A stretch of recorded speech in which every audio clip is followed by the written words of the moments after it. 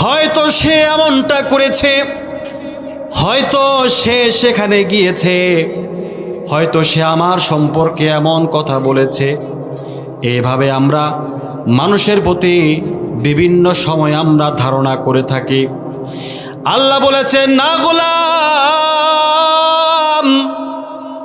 ইজতানিবু কাসীরাম মিনাজ যন্নি, না না, তুমি মানুষের প্রতি বেশি বেশি ধারণা করবা না, ধারণা থেকে তোমরা বাঁচো।